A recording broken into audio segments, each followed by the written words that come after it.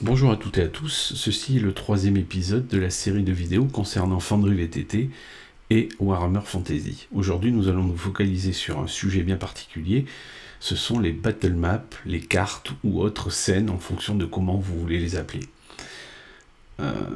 Je vais vous proposer plusieurs façons de créer donc ces cartes, enfin de les insérer dans Foundry VTT, ce qui va vous permettre ensuite de pouvoir y déposer des tokens de vos PNJ ou de vos joueurs et ainsi animer vos parties. Donc pour commencer, nous allons toujours nous retrouver sur ce fameux écran qui va commencer à être très très connu, qui est l'admin. Donc je me connecte sur l'admin. Voilà, j'arrive sur mon monde, c'est le monde tel que je l'ai laissé depuis que je l'ai transformé et traduit en français. Donc je démarre. Je me connecte en tant que Game Master et je lance la partie. Voilà, il existe déjà une carte que j'ai utilisée et on ne peut pas, il en faut moins une. Une fois qu'on l'a créée, on ne peut pas l'enlever. Donc voilà, donc je nettoie le chat et voilà. Donc la première chose que je vais vous montrer, c'est comment créer, comment ajouter une carte à votre monde, une carte qui est déjà disponible parmi les scènes. Donc dans ce cas-là, je vais sur le troisième onglet qui est scène et je vois la liste des cartes qui sont disponibles, qui ont été rajoutées par le module Core de Warhammer Fantasy. Donc il y a la fameuse Barony of Born, et je vais rajouter le Reikland que j'avais déjà rajouté précédemment, mais je vais le faire pas à pas. Donc pour rajouter une carte, c'est pas très compliqué, on se met donc sur le troisième onglet, scène, bouton droit, et à ce moment-là, on peut soit afficher la scène, soit l'activer, soit masquer la navigation, ce qui est très très bizarre, puisque ça n'est pas masquer la navigation, mais c'est plutôt l'afficher. Donc je pense qu'il y a un petit souci de traduction, me semble-t-il. Voilà, c'est masquer la navigation, oui, en fait, c'est juste, ça masque ou ça démasque la navigation. Donc, si je fais masquer la navigation, à ce moment-là, elle apparaît en haut dans ma liste des différents objets de navigation qui me sont disponibles, mais ça n'est pas forcément vu par les joueurs. Je vous expliquerai comment on peut mettre une carte et la rendre disponible, que les joueurs la voient tout le temps. Mais normalement, pour l'instant, ce sont des objets de navigation qui ne sont visibles que par le maître de jeu. Donc actuellement, celle qui est active, c'est la Barony of Born. D'ailleurs, on la voit bien particulièrement. Ce que vous pouvez faire, vous pouvez cliquer sur celle du Reikland. Elle est un peu longue, elle s'affiche. Mais, si vous remarquez, elle est toujours orange, ça veut dire, ou marron. Ce qui veut dire qu'elle est encore active. S'il y avait des joueurs, vos joueurs seraient sur cette carte-là. Ce qui vous permet de manière bien pratique, de pouvoir laisser les joueurs sur une map, discuter, se préparer, faire des choix, etc. Et vous allez sur une autre carte et modifier, rajouter des jetons, des tokens, etc. Et faire ce que vous avez besoin. Donc, si je reviens là-dessus, vous pouvez effectivement, par contre, la rendre active. Et donc, c'est ce qu'on dit. Si on se met sur l'espèce de bouton droit, on fait activer. Ce que vous pouvez le faire ici aussi, et vous pouvez faire activer. Donc, je reviens et je dis que je suis sur Barony of Born. Ce que je sais, c'est que je suis en train de raconter une histoire, et un petit truc, je sais que la carte du Reikland qu'il va falloir que j'affiche, qui est ma prochaine carte, parce que je veux la présenter à mes joueurs, et peut-être qu'ils ont un long voyage qui vont dérouler dessus, et donc je veux l'afficher.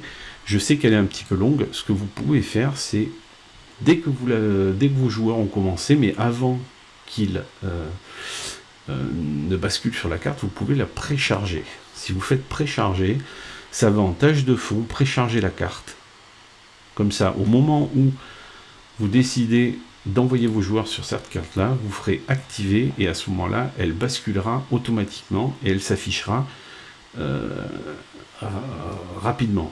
Ce qui n'est pas forcément le cas, car en fait, j'ai oublié de basculer, ce qu'il faut savoir, c'est que ça prend la bande passante, les cartes peuvent être un peu grosses, et donc surtout celle-là qui est très très détaillée, et donc ça peut prendre du temps, donc c'est bien d'anticiper et de précharger la carte. Donc voilà un petit truc pour une carte qui est déjà disponible. Ce qu'on va faire maintenant, c'est qu'on va attaquer une deuxième façon de créer, enfin d'importer des cartes, c'est de créer une scène. Je vais le faire en 2 fois, je vais vous proposer 2 cartes différentes. Une première carte, donc la première carte va être plutôt pour une carte narrative, on va dire, ou pas forcément une battle map, comme on les appelle, avec des grids, etc., qui vont permettre de déposer des pions et de savoir de combien ils se déplacent, etc. Ça sera plus une carte qui sera en fond et qui permettra de discuter, comme un peu cette carte-là, mais cette carte-là reste une map, une carte au sens géographique, alors que l'autre va être plus un fond d'écran que vous allez utiliser pour raconter une histoire. Donc, comment vous pouvez faire ça? Vous restez sur ce menu-là et vous faites créer une scène. À ce moment-là, vous lui donnez un nom. Je vais l'appeler...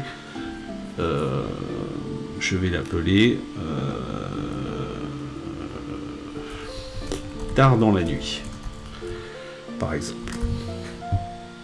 Et je vais vous expliquer comment après vous pouvez les changer, etc. Parce que vous apercevez que ça s'affiche là. Alors, vous créez un objet, il y a un choix et une configuration. Vous avez le nom de la scène. Le nom de la scène sera le nom qui va apparaître sur votre droite ici, qui sera visible que par le maître de jeu. Vous pouvez avoir un nom de navigation. Donc pour ne pas trop spoiler vos joueurs, vous pouvez très bien avoir un nom différent et ne pas dire, par exemple, parce qu'ils sont en train de rentrer chez un grand méchant et que vous l'avez appelé la maison du grand méchant, et bien dans la barre de navigation, vous pouvez l'appeler une maison bourgeoise, par exemple. Et comme ça, vous ne spoilez pas vos joueurs. Donc ce qui est important après, c'est de choisir l'image d'arrière-plan. C'est là où je vais choisir mon image que je vais chercher sur mon disque. Voilà, hop, data, et je vais l'appeler, voilà, hop, c'est celle-ci que je veux utiliser. Alors ce que vous remarquez, c'est qu'une fois que vous faites ça et que vous importez, ça upload, enfin ça télécharge, ça installe le fichier dans le répertoire courant où vous l'avez installé. Là, je l'ai mis un peu n'importe comment. C'est pas du tout une bonne idée. Ce qui est pas mal, c'est plutôt de créer un répertoire, par exemple à 7, etc. et de mettre dedans un répertoire qui va s'appeler, par exemple, Maps. Voilà. Et à ce moment-là, vous allez dans Maps, et là, vous choisissez un fichier. Je vais le refaire, voilà, et je reprends la carte. C'est pas grave, j'irai nettoyer après mon répertoire. C'est plutôt une bonne pratique d'essayer d'organiser son disque et de ne pas en mettre partout, parce qu'après on a du mal à le trouver. Donc là, on vient de choisir l'image de fond, mais l'image de fond a une certaine taille. Donc en fonction du système d'exploitation de votre ordinateur, on ne découvre, enfin, ou des outils que vous utilisez, on ne fait pas pareil pour avoir la taille en longueur et en largeur. Donc je l'ai mis de côté, parce que c'est bon de savoir pour essayer de retailler, et donc ça fait 2560 sur 1440. Voilà pour ma carte narrative. C'est une carte narrative, donc ça veut dire que je ne vais pas y déposer des tokens ou peu, et il n'y a pas de système de vue, etc., de vision, donc on va pas s'apesantir sur ces choix-là, on va les voir tout de suite après, plus tard. Donc là, j'ai fini, je fais save, et à ce moment-là, il me pose une question, je lui dis oui parce que je n'ai absolument rien mis, et là j'ai tard dans la nuit. Tard dans la nuit est quelque chose que je peux afficher en navigation. Voilà, par exemple. Je n'ai pas bien cliqué, voilà. Et à ce moment-là, je peux l'activer, et on se retrouve, je peux masquer mon menu parce que j'ai envie de le voir en grand, et on se retrouve avec une carte qui expose un endroit particulier où vous envoyez vos joueurs, et à ce moment-là, vous souhaitez raconter ce qui se passe, et donc ça donne plutôt une ambiance de fond, sans pour autant avoir un endroit où on déplace des tokens de manière stratégique. Donc ça, c'est un des types de cartes, et vous avez vu, ça se crée relativement facilement, etc. Une autre façon de créer une carte, ça sera plus pour les cartes de type stratégique, on va dire, dans laquelle vous voulez peut-être que vos joueurs se déplacent de manière raisonnée et en calculant les distances, voire faire des combats. À ce moment-là, vous pouvez créer une scène, toujours pareil, je vais l'appeler les docks. Je crée ma scène.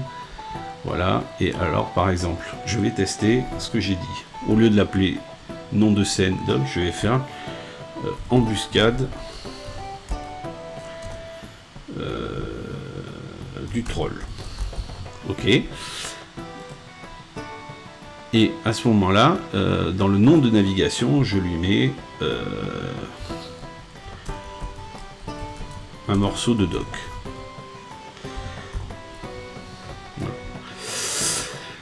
À ce moment-là, je fais pareil, je vais chercher une image d'arrière-fond, je vais sur là-dessus, je choisis, et j'ai mon image qui est prête et qui s'appelle Troll en bouche. Je la sélectionne, et voilà, et pareil, je lui mets une taille. Celle-ci ne fait pas exactement la même taille que l'autre.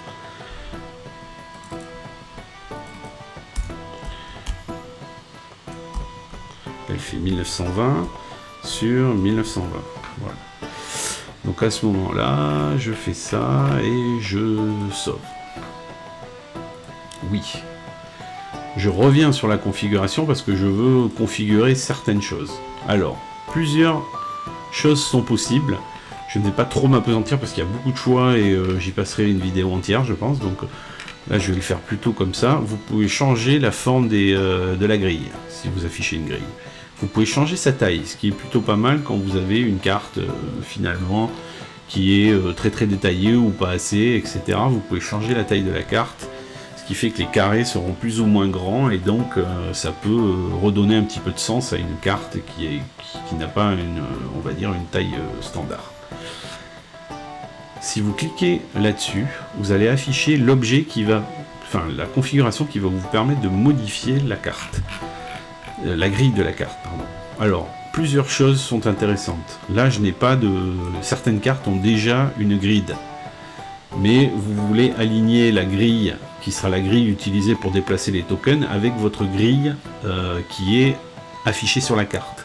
Et c'est avec ce menu-là que vous allez le faire. Bon, là, je n'ai pas de grille sur la carte. La grille était sans carte. La carte était sans grille, pardon.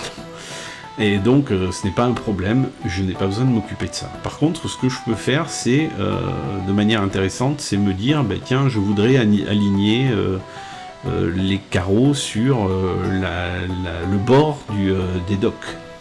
Donc, comme vous pouvez le voir, si je pousse ça, ma grille, en fait, déborde un petit peu à droite. Et moi, je voudrais l'aligner. Donc, à ce moment-là, je peux déplacer avec le bouton gauche le fond de la carte pour aligner. Voilà, c'est aligné. Et maintenant, eh bien, je peux dépasser juste un petit peu parce que je veux que ça soit aligné aussi sur la partie en bois ici. Et donc, j'ai réussi, bon an, mal an, à aligner à peu près mes objets comme ça. Ce qui fait que quand mes tokens seront déplacés, je pourrai les poser un à cet endroit-là et un autre juste à côté. Donc à cet endroit-là, puis un autre juste à côté. Et c'est plutôt agréable. Voilà, c'est plutôt sympa pour pouvoir réorienter, recadrer un petit peu la grille par rapport à la carte, en gros, grosso modo. Donc je commit mes changes. Yes, plein de messages qui me disent que s'il y a déjà des objets, ils risquent d'être déplacés, modifiés en taille, etc. Donc ça, c'est pour tout ce qui concerne la grille. Une autre partie de la configuration, c'est la vision et l'éclairage. Donc à ce moment-là, vous avez plusieurs choix. Soit vous considérez que vous voulez faire une carte où tous les personnages voient tout. Et donc à ce moment-là, sans gérer la vision, vous décochez, et à ce moment-là, ils peuvent se déplacer, ils verront toute la carte. Et il n'y aura pas de zone d'ombre, etc. Ensuite, vous pouvez gérer, si vous voulez, donc la vision. À ce moment-là, vous pouvez malgré tout donner une espèce d'illumination globale à la carte, ce qui est plutôt pas mal quand vous êtes en zone d'extérieur, pour imaginer qu'il y ait le soleil qui illumine la carte. Et donc à ce moment-là, si vous cliquez là-dessus, il y a une espèce d'illumination globale, ce qui fait qu'il n'y aura pas de zone d'ombre. Si vous ne mettez pas ça, ça veut dire que vous êtes dans la pénombre totale, et donc vous ne voyez rien. Le personnage joueur, hein, bien sûr, sera complètement aveugle de tout ce qui se passe autour de lui. Donc vous pouvez mettre une illumination globale, et vous pouvez avoir une espèce de brouillard de guerre qui va vous masquer en fonction des murs et des différents obstacles que vous aurez posés sur la carte. Je vais vous montrer un petit peu comment rapidement, mais je ferai, je pense, une vidéo plus détaillée là-dessus. Si vous positionnez des murs, et bien à ce moment-là, les personnages ne verront pas à travers les murs et donc leur vision sera bloquée, et il y aura aussi un brouillard de guerre qui les empêchera donc de voir ce qui se passe. Voilà. Vous pouvez mettre un seuil automatique d'illumination qui permet de... donc la carte, vous pouvez complètement l'obscurcir aussi, voilà, comme vous pouvez voir, hop, ça c'est la nuit, grosso modo, ça c'est le jour. Jour, nuit, Seuil d'illumination, c'est-à-dire qu'en fait, en fonction de justement le niveau d'obscurité, l'illumination globale peut d'elle-même se stopper. Donc ça permet de basculer des cartes de manière un peu automatique entre le jour et la nuit. Je pense que je ferai aussi sur cette partie-là une vidéo à part parce que c'est un petit peu long et que je voudrais pas faire une vidéo trop longue. Vous pouvez associer un article dans lequel vous avez écrit des notes concernant la carte en elle-même, ce qui vous permettra de rapidement récupérer cette info-là. Je vais vous montrer comment. Vous pouvez jouer si vous avez des sons. Bon, j'en ai pas pour l'instant sur ce monde-là, mais bon, vous pouvez jouer des sons automatiques dès que vous rentrez dans la carte. Ça peut donner des sons d'ambiance, par exemple, vous avez un son de fond d'ambiance marine avec un port, par exemple, et puis des oiseaux qui font du bruit, le bruit des bastingages, le bruit des cordes sur les bateaux, etc. Enfin voilà, ça peut donner un petit peu plus d'être un petit peu plus immersif. Et les effets météorologiques, vous pouvez choisir. Alors, pour l'instant, je vous montrerai après comment l'étendre une autre fois. Vous avez 3 types d'effets météorologiques, la pluie, la neige et les feuilles d'automne. Donc on va dire que c'est la mer, enfin on est au bord de l'eau, donc c'est les docks, et donc il pleut, par exemple. Et donc à ce moment-là, je sauve. Vous pouvez spécifier exactement la position initiale de la vue. Bon, je ne l'ai jamais utilisé vraiment. Et donc là, je sauve. À ce moment-là, donc j'ai ma carte. Ma carte est complètement neutre, c'est-à-dire qu'en fait, si je mets un token, maintenant si je l'active par exemple, hop, et que je prends un token et que je prends un personnage et que je le pose, vous voyez qu'il voit tout. Il voit tout parce que j'ai mis une illumination globale et que il n'y a pas de mur, il n'y a pas de brouillard de guerre, je crois, de souvenir. Hop, pardon. Donc à ce moment-là, je peux configurer, changer la configuration. Dans tout ce qui était vision, je ne me rappelle plus ce que j'ai mis. Ah ben si, j'ai tout mis.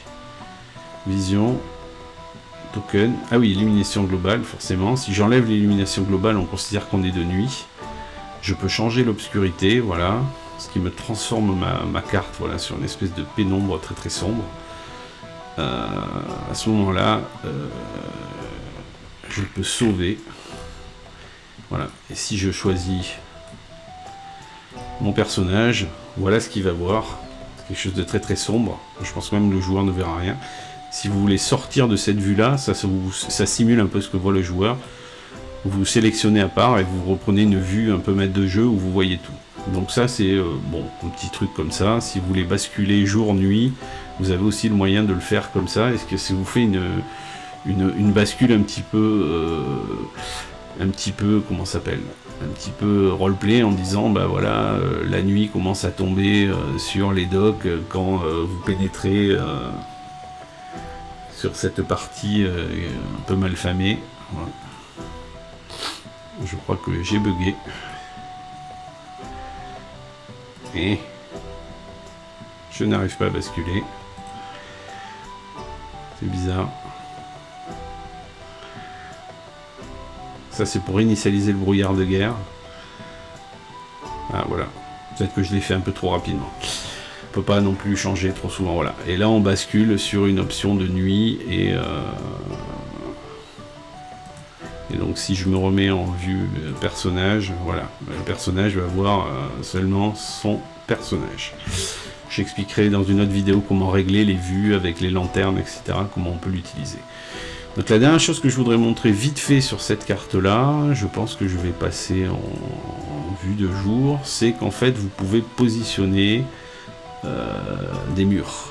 Pour positionner des murs, c'est pas compliqué, vous allez sur cet outil-là, et après vous choisissez le type de mur. Donc comme il y en a beaucoup, etc., je veux juste vous montrer comment on fait.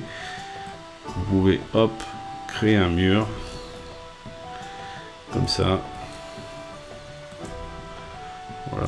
je le fais vite fait. Ça crée un mur. À ce moment-là, si je prends ce joueur, si je fais ça, voilà, et que je change ma configuration, c'est juste pour vous donner quelques infos, et je pense que je ferai une vidéo plus longue sur ce sujet-là. Si je configure, hop, et que, par exemple, je fais élimination globale, voilà, hop, à ce moment-là, vous vous apercevez que on ne voit pas à travers. Si, par exemple, je positionne un PNJ ici, eh bien vous voyez que votre joueur ne le voit pas. Si je suis en vue maître de jeu, je le vois. Si je suis en vue non maître de jeu, eh bien joueur, il ne le verra pas jusqu'à que il se déplace. Ça se modifie et là-bas, hop, il peut le voir. Donc voilà, bon, je ne vais pas non plus passer trop de temps là-dessus. Voici une façon de faire pour créer une carte, donc un peu de manière manuelle. Vous prenez une image et puis après vous positionnez les murs, etc. Je n'ai pas parlé des lumières, mais on peut aussi positionner des lumières soi-même, etc. Voilà, qui vont éclairer la scène, etc. En disant, par exemple, à cet endroit-là, il y a une lanterne. Voilà, bon. Voilà un petit peu pour vous donner les infos un peu rapides, un peu brutes, mais c'est juste pour avancer. Une autre façon d'insérer des cartes et de les importer à partir d'autres systèmes de cartes avec un format particulier, un format DD2 VTT. Donc je suppose qu'il n'y a pas que Dungeon Draft qui doit sans doute les... Enfin, je ne sais pas, parce que ça s'appelle quand même DD2, c'est possible que ça soit Dungeon Draft. Bon, en tout cas, moi j'utilise Dungeon Draft, et effectivement on peut les exporter au format DD2 VTT, et en fait il y a un outil qui permet de les importer, qui a été fait par justement celui qui a fait aussi Warhammer Fantasy. Donc il faut installer un module. Donc je vous passe la façon d'installer le module, c'est toujours la même chose dans l'administration, je l'ai déjà téléchargé, je vais juste l'activer. Il s'appelle Dungeon Draft Importer.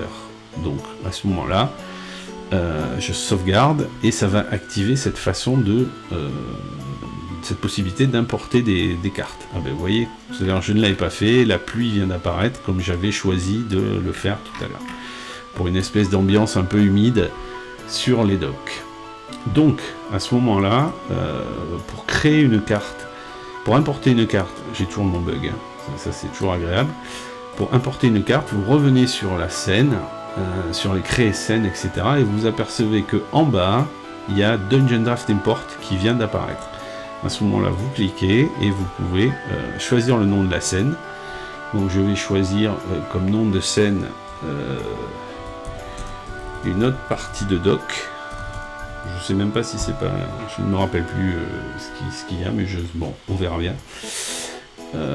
Vous storez le type, le format, WebP, ça prend moins de place. Vous le mettez dans un endroit en particulier. De ce que je me rappelle, je ne me rappelle plus très bien où c'est, mais j'aurais pas dû changer. Je vais le laisser tel quel parce que je ne me rappelle plus vraiment. Il faut récupérer son pass, son chemin là où on veut le stocker et l'afficher et le mettre là. À ce moment-là, la fidélité, vous choisissez pour les petites adaptations que va être capable de faire l'outil et vous pouvez choisir le fichier. Donc, je vais aller chercher le fichier. Mon fichier est là, il s'appelle Uberstrike Doc City Doc. Et à ce moment-là, vous faites Import. Et il suffit d'attendre. Et donc là, l'outil va ouvrir voilà, le doc, le fichier, va l'ouvrir, l'importer, etc. Et on a eu une erreur de génération du petit... alors j'ai raccourci qui vient à la tête, c'est pas du tout du raccourci, de l'espèce d'aperçu qui est buggé. Ce n'est pas grave, ce que vous pouvez faire, c'est bouton droit et vous pouvez régénérer la miniature et généralement ça se passe bien. Hop, ça met peut-être un petit peu de temps, mais normalement ça devrait s'afficher, voilà. Et donc elle vient de se créer, on va aller la voir pour ça, on va faire juste activer, masquer la configuration. Ah, il l'avait déjà faite, pardon, autant pour moi. Masquer la configuration pour l'afficher et activer la carte. Donc voilà, notre partie de doc qui est l'image de fond de scène. L'un de ces dimensions dépasse la taille maximum autorisée. Ah ben, me voilà bien. Je vois pas pourquoi j'aurais ce bug sur cet écran là. Ok, c'est pas grave, je vais peut-être refresh. On va voir si en rafraîchissant... Ah non. Autorisé de 16 000. À 19 200... Ah oui, c'est très grand. C'est bizarre cette histoire. Me voilà bien. J'avoue que ça, je savais que ça marchait, donc je ne l'ai pas testé. Eh bien, je crois que j'aurais dû. Je vais configurer. Ça me paraît très bizarre. Ça me paraît bizarre parce que pour moi l'image ne doit pas être aussi grande que ça. Uberstrike City Docs. La carte est... Ok. Je ne sais pas, je vais enlever... Non, je vais diviser par 2. On va faire un truc genre 9600. Et puis 6400.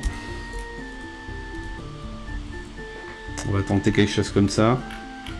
Je sais pas trop ce que ça va donner. On verra bien. Ok. Normalement, j'ai pas vraiment le souci. Alors là, généralement, ce que je fais, c'est que je vais dans... Ok. Bon. Eh bien, me voilà bien. Ok. Pourtant, je l'ai déjà importé, cette... Ok, alors donnez-moi 2 secondes. En live, sans montage, je vais aller voir si je peux en trouver une autre. Pourtant, elle n'est pas très grande cette carte. Je comprends pas trop ce qui s'est passé. Ok, je vais prendre...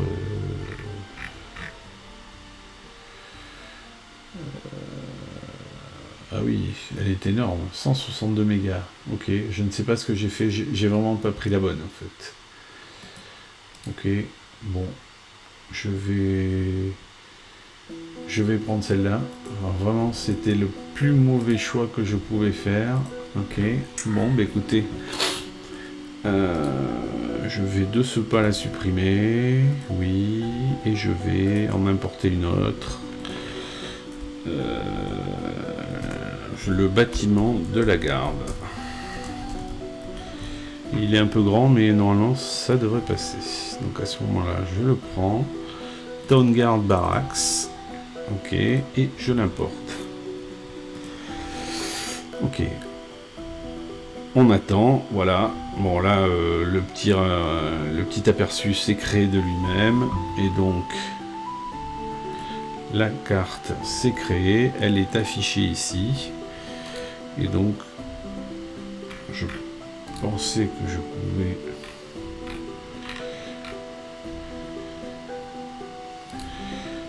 Hop là. Je pense qu'il faut basculer. Voilà, et on revient là-dessus maintenant. Voilà, je fais n'importe quoi. C'est une catastrophe. Voilà. Et voilà le bâtiment de la garde. Alors, ce qui est intéressant, c'est que si vous y positionnez, des joueurs, voilà. Alors, bien sûr, de base, comme tout à l'heure, la configuration est la plus, on va dire, la plus drastique. C'est-à-dire qu'en fait, je vais vous montrer, si vous faites configurer, il n'y a pas de, forcément la vue est gérée, il n'y a pas d'illumination globale. Donc, je vais mettre une illumination globale. Juste pour qu'on puisse voir la carte. À ce moment-là, hop, on recharge la carte, voilà. Et donc le joueur voit seulement ce qu'il y a dans la cour qui permet d'être vu. À ce moment-là, il peut se déplacer et obtenir de nouvelles informations de vue.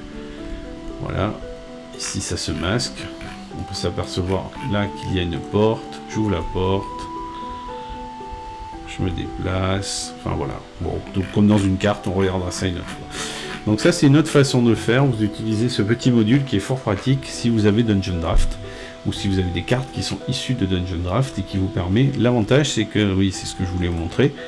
À ce moment-là, toutes les portes, les murs, etc. sont pratiquement, tout est dessiné, tout est prêt. Et il a associé les murs, etc. que vous avez créés dans Dungeon Draft à Fonderie VTT. Donc à ce moment-là, et vous aurez les lumières, etc. si vous en avez mis. Donc ce qui permet d'avoir un import et une utilisation très très rapide du jeu, enfin de la carte. Ce qui est vraiment très très pratique. La dernière façon, avant d'arrêter, dont je voulais vous parler, c'est parce que c'est pas toujours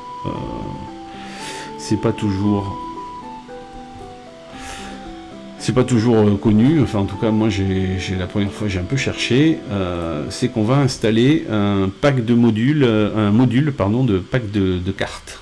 Donc à ce moment-là on va dans gestion des modules, toujours pareil, alors toujours la même façon d'installer, vous y allez, et quand vous allez sur les modules qui sont disponibles, il y en a tout un tas qui fournissent des cartes. Il y a souvent de la pub qui est faite sur Fonderie VTT pour des gens qui donnent à disposition des cartes toutes prêtes, etc. Donc à ce moment-là, moi j'ai choisi, pour rester avec les gens qui bossent qui sont de la fonderie et qui sont sur le Discord qui traitent de Fonderie VTT en français, j'ai choisi d'utiliser le module des cartes d'Uber Strike, donc justement pour montrer la richesse en plus des différentes cartes qui sont disponibles. À ce moment-là, vous sauvegardez, ça va installer le module. Et donc, hop, on revient en arrière. Hop là, voilà. Ce que vous pouvez faire, c'est vous apercevrez que malgré que vous l'ayez installé, vous ne vous voyez pas là. Pour faire apparaître les cartes, à ce moment-là, il faut aller sur le compendium. Dans le compendium, il y a différents types, c'est votre encyclopédie dans lequel vous pouvez récupérer. Vous allez chercher dans la partie scène, vous avez donc le corps, dans lequel on va retrouver les trois cartes que vous aviez automatiquement instanciées. À ce moment-là, vous avez Uber Strike, bâtiment et lieu. À ce moment-là, vous ouvrez ce module-là. Donc, tant que j'y suis, je vais donner les noms des gens qui sympathiquement ont fourni des cartes qui sont fort utiles. Donc, je les ai mis ici pour ne pas me tromper. Voilà. Donc, je vais réduire un petit peu. Voilà. Donc, il y a Aldarion, Ouskwi, Bobours, Caschoul, Grimdonut, Alfront, Scalou et le ratier bretonien. Merci à eux.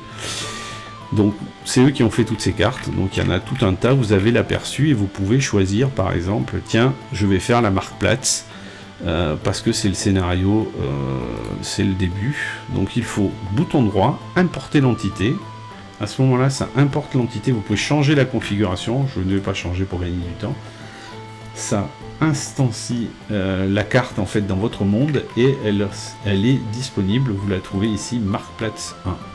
Donc à ce moment-là, vous pouvez masquer la navigation pour la faire apparaître, puis l'activer quand vous en avez besoin. Et grâce à cela, vous avez une Marktplatz, voilà, que vous pouvez utiliser pour faire jouer le début du Starter Kit.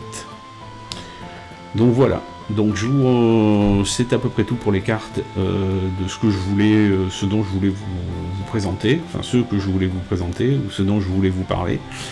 Donc en fait il y a à peu près trois types de cartes, trois façons d'instancier des cartes dans votre monde.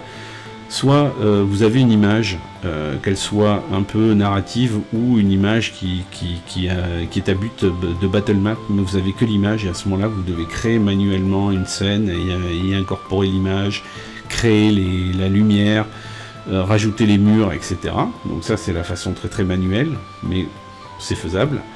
Ensuite, vous avez la façon, vous avez un outil comme Dungeon Draft, vous avez créé la carte et vous voulez l'incorporer, et donc à ce moment-là, vous utilisez un module qui s'appelle Dungeon Draft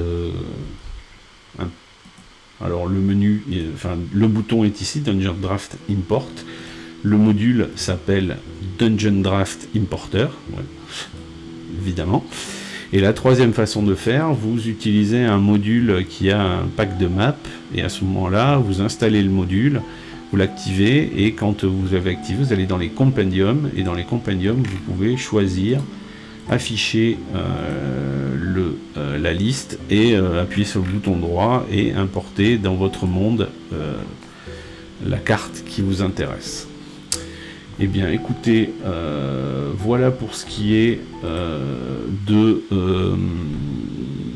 ce que je voulais vous dire sur les cartes. Je vous remercie de m'avoir écouté. J'espérais faire une vidéo un petit peu plus courte et je vois qu'elle dure quand même 35 minutes. Donc j'étais encore sans doute un peu trop long. Voilà, en tout cas je vous remercie et puis je vous dis à bientôt. On va peupler ces cartes, sûrement dans la prochaine vidéo. On va peupler ces cartes de PNJ ou de monstres et de joueurs et on va pouvoir commencer à tester le système et voir comment on peut créer un combat et l'utiliser, enfin et le dérouler le système pour Foundry VTT pour rapidement pouvoir gérer des combats et garder beaucoup de fluidité en fait dans la narration. Voilà, je vous souhaite une bonne soirée et je vous dis à bientôt.